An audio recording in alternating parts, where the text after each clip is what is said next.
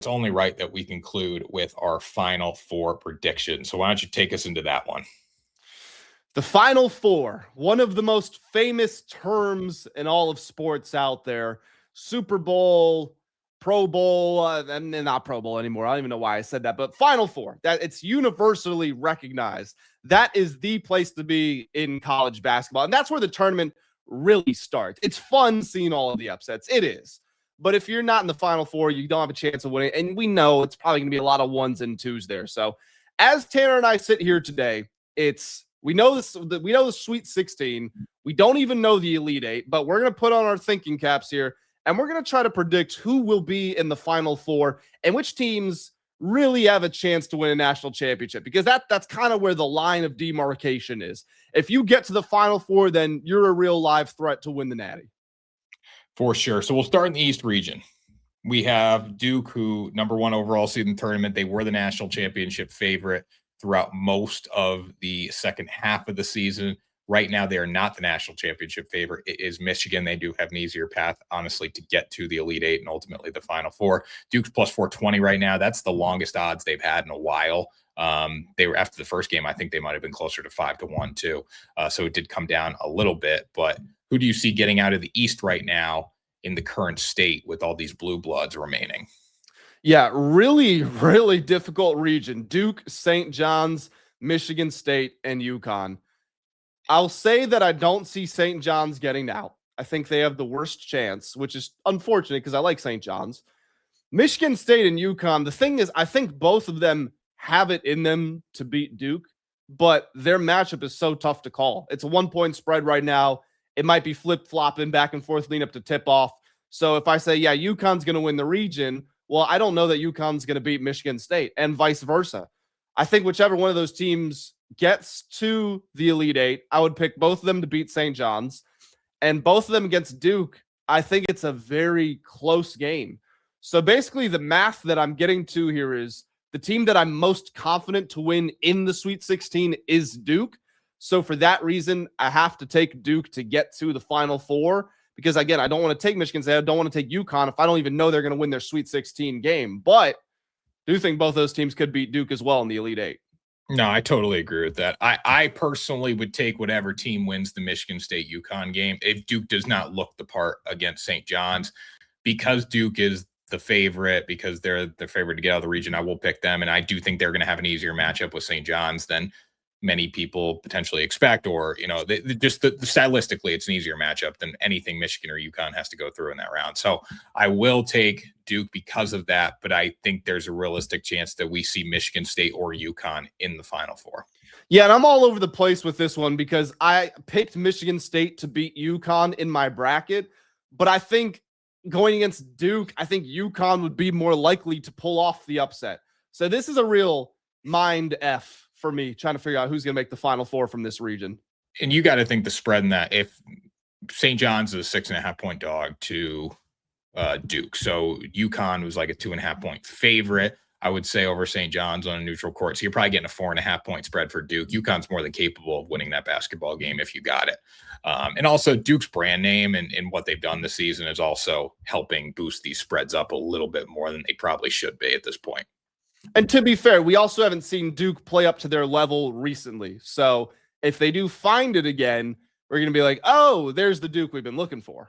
I mean, they had a close game against Virginia in the ACC championship. Virginia sucks. They're terrible. So, okay. So we move to the South region. Florida's gone, the fakest 1 seed you're ever going to find. We have Iowa, Nebraska, and then Illinois versus Houston. I imagine your pick is going to come out of that Illinois-Houston side here. But, Iowa, Nebraska, they got a chance. I'm not saying they don't have a chance.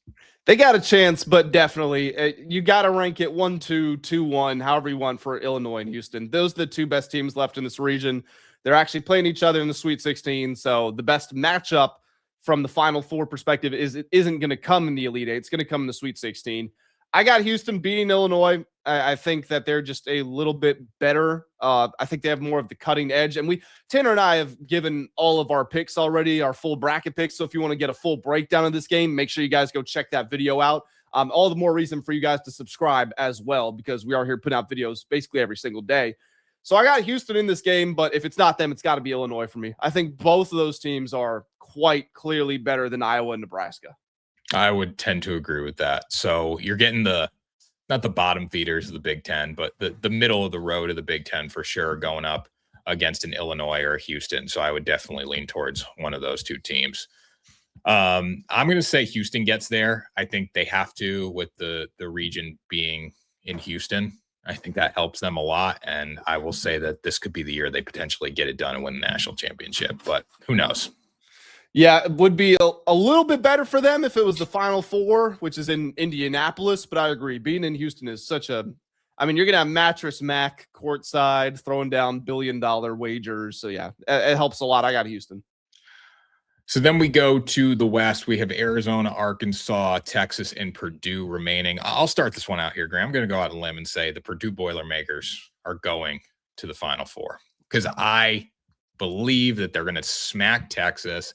And then that Arizona-Arkansas game is going to be a bloodbath. If Arizona gets out, I honestly like that matchup for Purdue a lot better because I think physically they can match up there. Arkansas, if they win that game, they're going to the Final Four because I think the offense is going to be too much for Purdue to handle in the athleticism. But I want to say Purdue because I'm just going to go off the spreads. And, we both said Arkansas is going to win that basketball game, and they very well could. But I want to say Purdue this year because of how good the bigs have been playing for them and just the team as a whole. I mean, they've looked fantastic.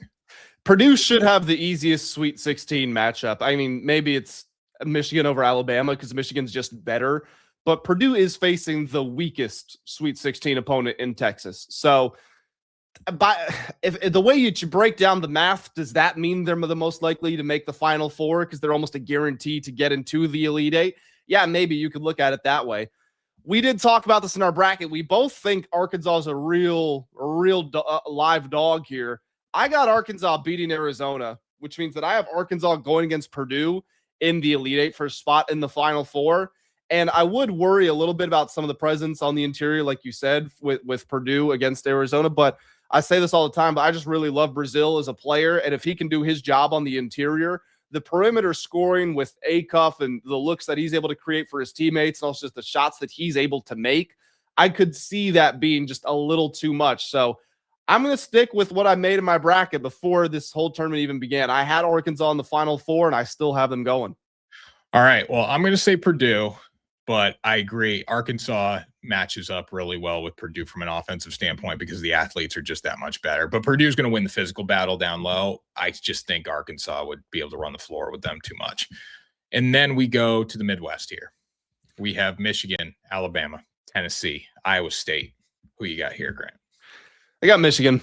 Iowa State's a very good basketball team. Don't want to disrespect them. I think it's a foregone conclusion that it's Michigan and Iowa State that are getting into the Elite Eight. But I mean, Michigan's just had it kind of easy so far in this tournament. They're a 1 seed, so they should. I'm not saying there's anything wrong with that. But I think that Iowa State game is the first time where they're really going to be challenged. And they will turn it on, and they will remind everyone why they had such a dominant season. I think when Michigan plays up to their standard, they are the best team in the country by far. So I'm going to go with Michigan too. So my Final Four, as we sit here before the Sweet 16, I have Duke and Michigan as my 2 1 seeds. I've got Houston as a 2, and I've got Arkansas as a 4. So mine are Duke as a 1, but I lean towards UConn or Michigan State in that game. So I have a safe Final Four, and I have a real Final Four, I guess. But Duke, I'll say Houston. So I got a 1-2 down there. I'll take Michigan in the Midwest region, and then I will take Purdue in the West. So we'll have 2 2s and 2 1s there. If I wanted to get a little risky with it, I would say UConn as a 2. I would say Houston as a 2, Michigan as a 1, and then Arkansas as a 4. So either way, we got the big dogs going to the final dance. Aside from Arizona, though, which they are, I mean, sportsbooks love them. They were the favorite coming into this thing. We both have them. I mean, I have them losing the Sweet 16. You have them losing either Sweet 16 or Elite 8. You think they lose to maybe Arkansas and they lose to Purdue? Yeah, and I like Purdue against them more than I like Purdue against Arkansas. And Arizona's been so complete and so consistent this season, so you got to give them their props there. But the path was a reason I think sportsbooks like them. You look at Arkansas, the defense is not very good. So if they're not scoring, you're going to struggle a little bit. So that's kind of why I think Arizona's got such a good path here, and they are a big favorite because the defense, as you were saying, and they are earlier in the show, that's a problem. Yeah, agreed. Fun games though. I'm excited.